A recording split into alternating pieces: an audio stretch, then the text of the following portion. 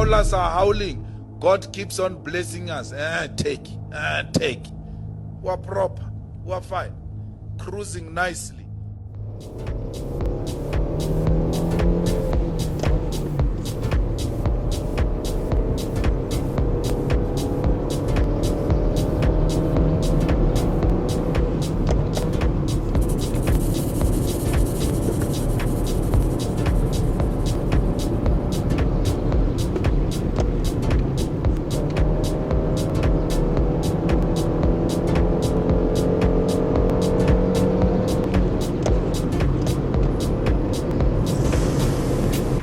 The Baleno is powered by a 1.5 liter engine with a power output of 77 kilowatts and 138 newton meters of torque. And my car is a manual, 5-speed manual, but initially I wanted the automatic because I felt like downgrading from a DSG to a manual and changing gears and clutch control would be a nightmare. But then I learned that the Baleno has a 4-speed AMT, and I was like, nah, you can miss me with that thing. I'll take the manual and I'll change gears myself.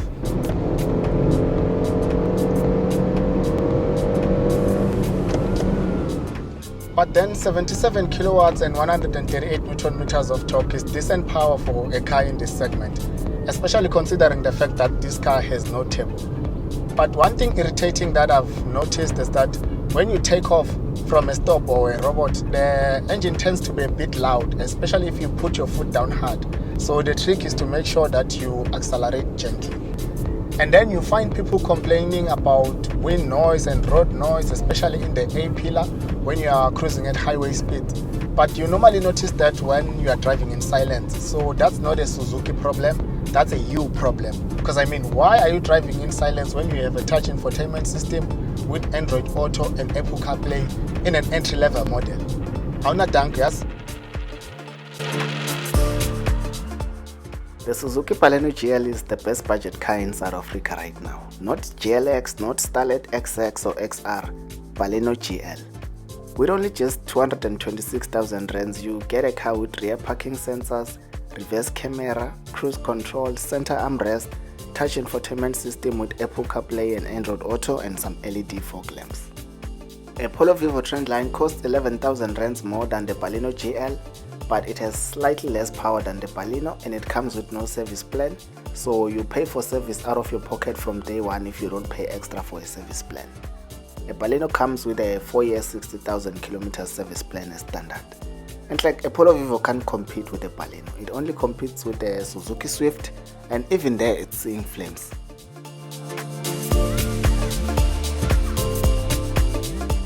This car right here puts the entry-level Polo TSI to shame, and let me break it down for you.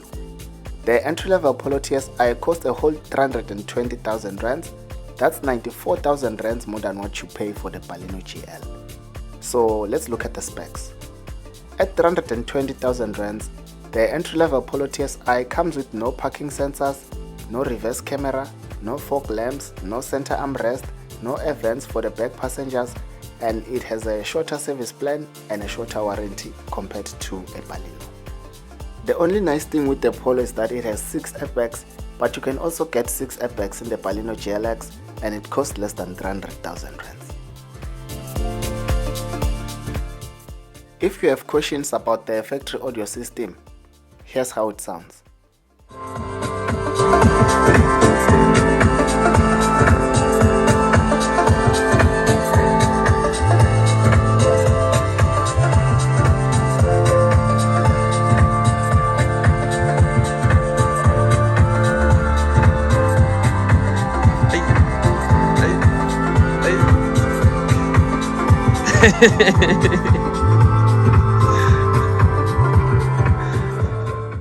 In terms of riding comfort, the Baleno is very smooth, and even when you are driving on bumpy roads, you don't even feel the bumps that much.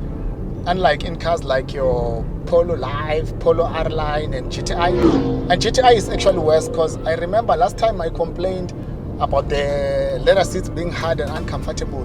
But after I drove the R-Line, I realized that the problem was not the leather, but Polo seats are just hard in general, and I don't know why. And I can tell you now, once you get used to driving a Baleno, you will never see the need of buying an expensive car. This is all you'll ever need in a car. With the Swift I complained a lot about handling, but with the Baleno I'm happy with the handling cause it is well balanced even when I'm doing unthinkable things. When it comes to fuel economy, my average fuel consumption ranges between 18.5 and 18.8 kilometers per liter, and today I'm averaging 18.5 kilometers per liter because I've been driving like a polo driver. But when I drive like a normal person, my average consumption is always sitting at 18.7 kilometers per liter, which is roughly 5.3 liters per 100 kilometers. So when it comes to fuel economy, this car is really fuel efficient. With regards to my cost of ownership, first of all, my car is now fully paid, so I don't owe anyone anything. I actually wanted to buy the car cash, but then I thought it would be better to invest the money in the stock market, so I financed the car with no deposit, and the best interest rate I got was 9.85%, and my monthly installment was gonna be 4,353 rand 71 cents. Shortly after I financed the car, there was a 75 basis points repo rate hike, and the interest rate on my car loan was gonna increase to 10.6%. I crunched the numbers and realized that the math is not mathing, so I paid a lump sum into my car loan and asked the bank to recapitalize my loan to reduce my monthly installment. My installment went down to 1,951 rands 93 cents. I paid my first installment on the 16th of August and realized that no man, this car loan thing is just adding unnecessary debit orders in my account, and there's no point in paying interest if I can afford to just settle the account, so I just gave them their money. Now I'm waiting for the original notice document from the bank, then I'll go do a change of ownership at the traffic department and the car will officially belong to me, no one else but me. In terms of monthly costs, I will merely just pay for petrol and insurance, and for me comprehensive insurance is no longer compulsory because my car is paid off. Now if for whatever reason I can lose all my sources of income, I won't lose my car. I'll just cancel the insurance, park the car and use public transport. My insurance premium is 1,115 rands and I spend 800 on petrol a week, so 800 times 4 is 3,200. 3,200 plus the 1,115 rands for insurance takes my monthly cost to 4,315 rands. But then I get 30% real cash back on all my fuel purchases through my bank rewards program if I refill at Sasol. So that takes my total monthly cost down to roughly 3,300. Now there's currently a promotion and those who are in tier level 5 like me get up to 40% cash back, but that's pumela because I'm not here to teach you about money. The interest on car loans is usually calculated upfront and added to your total loan balance, but if you settle the loan early, the interest portion falls off because it is not considered earned interest, but that's a topic for another day.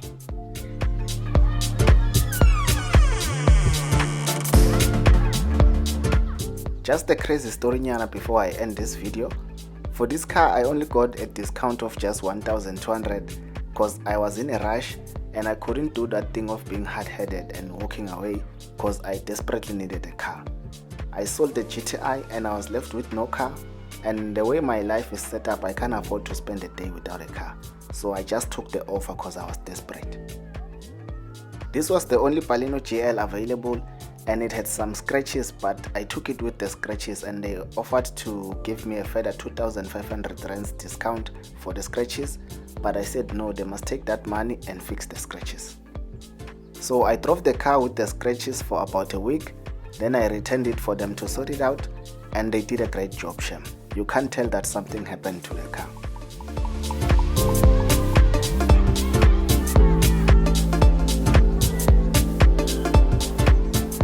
For the GTI I was now gonna be paying an installment of around 6,900, but now that the lemon is gone, I'm living happily ever after with no monthly installments.